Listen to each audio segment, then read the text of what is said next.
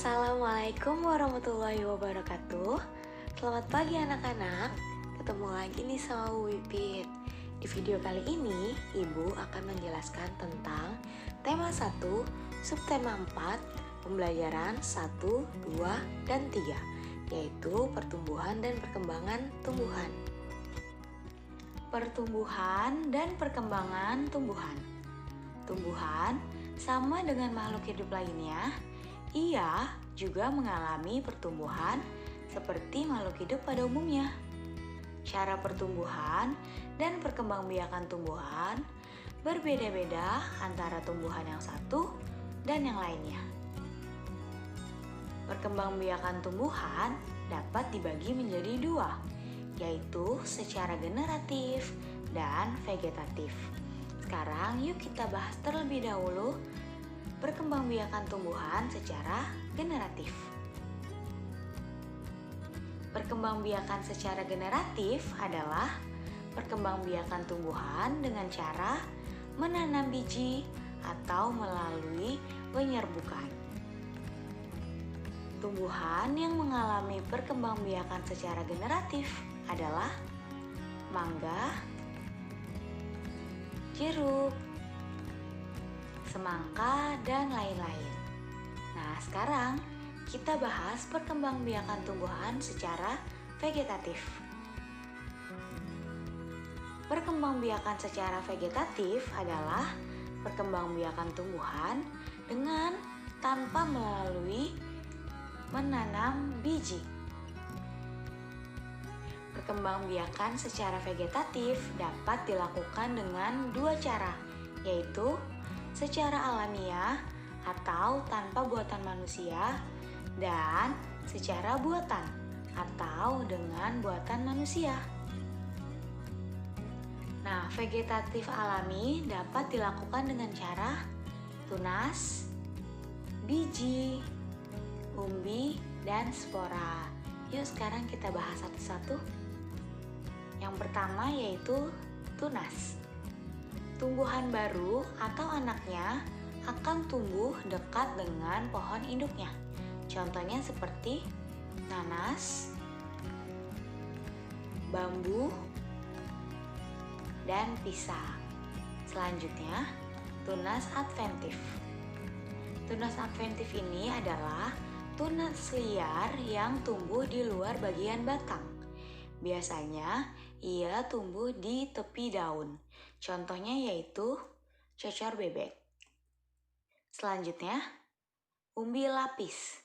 Nah, umbi lapis adalah daun yang berlapis-lapis dan tebal sehingga membentuk seperti batangnya. Pada bagian dasar, tumbuhan akar serabut. Di antara lapisan-lapisan umbi lapis, terdapat bakal tunas. Jika umbi lapis ditanam, maka bakal tunas akan tumbuh menjadi tunas dan tumbuh menjadi tanaman baru. Selanjutnya, umbi batang. Umbi batang adalah batang yang tumbuh di dalam tanah dan digunakan untuk menyimpan cadangan makanan dan membentuk umbi. Jika umbi ditanam, tunas bisa tumbuh dan membentuk tumbuhan baru. Contohnya, kentang dan ubi jalar. Selanjutnya, kita bahas spora. Spora ini adalah inti sel yang berubah fungsi menjadi alat perkembangbiakan. Spora terletak pada kotak spora atau sporanium yang berkumpul di dalam sorus yang merupakan kumpulan dari kotak spora. Contohnya yaitu tanaman paku. Selanjutnya kita akan bahas vegetatif buatan. Nah, vegetatif buatan ini dapat dilakukan dengan cara mencangkok dan menempel. Nah, yuk kita bahas satu-satu. Vegetatif buatan dengan cara mencangkok. Tumbuhan hasil cangkokan akan lebih cepat berbuah jika dibandingkan dengan tumbuhan yang ditanam dari biji. Selain itu, tumbuhan cangkokan juga akan memiliki sifat yang sama dengan induknya. Selanjutnya, vegetatif buatan dengan cara menempel. Kelebihan dari cara ini adalah bisa menggabungkan sifat-sifat dari dua tanaman. Hal inilah yang pada akhirnya membuat kita mendapatkan satu tanaman yang memiliki gabungan sifat yang unggul. Tumbuhan juga bisa berkembang biak lebih cepat dan bisa berkembang biak walau tidak menggunakan biji dengan cara satu ini. Pernahkah kalian menanam tumbuhan di halaman rumahmu? Bagaimana cara kamu menanamnya? Pada umumnya, menanam tanaman menggunakan biji. Contohnya, mangga, jambu, dan belimbing. Tahukah kalian, biji tumbuhan dapat digunakan untuk membuat kerajinan? Kerajinan menempel dari biji-bijian di atas sebuah pola disebut dengan mozaik atau kolase. Nah, perbedaan mozaik dan kolase adalah mozaik adalah seni tempel menggunakan potongan-potongan bahan alam atau buatan. Contohnya seperti gambar berikut. Sedangkan kolase adalah seni tempel menggunakan bahan utuh atau bukan berupa potongan, seperti contoh berikut ini.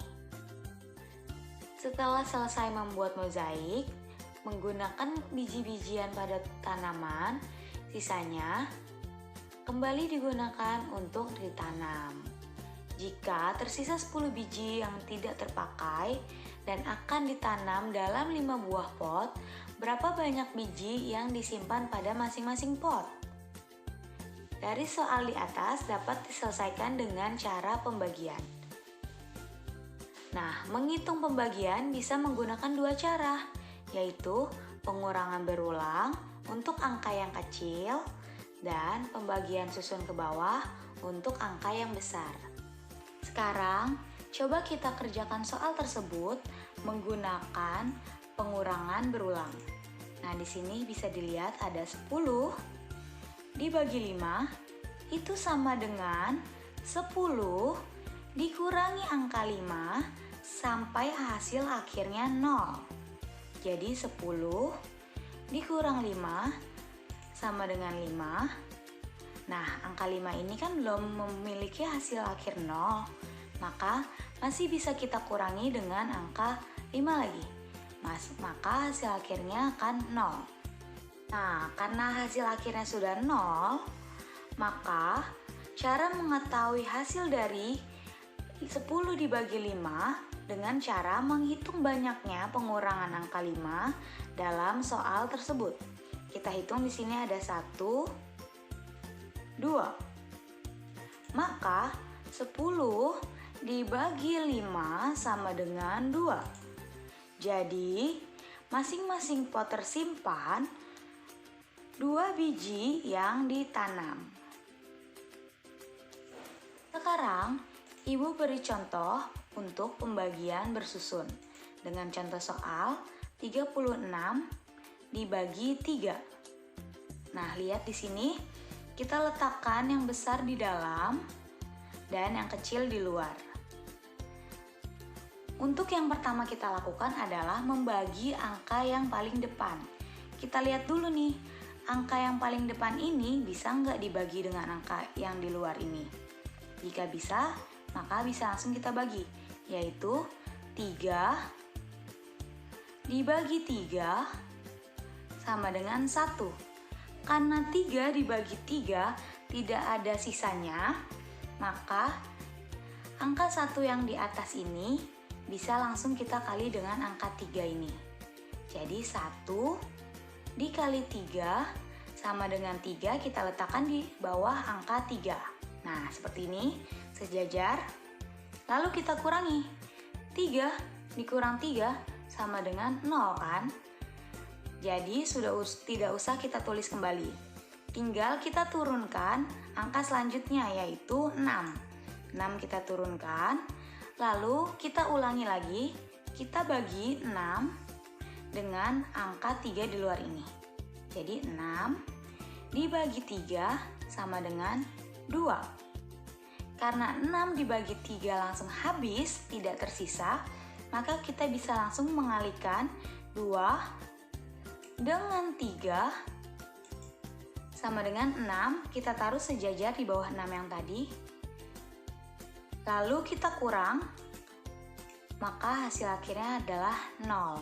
Nah, kalau sudah 0 begini, berarti itu kita sudah mendapatkan jawabannya. Jadi, 36 dibagi 3 sama dengan 12. Nah, sekian anak-anak pembelajaran video hari ini. Semoga dapat dimengerti untuk kalian semua dan dapat bermanfaat.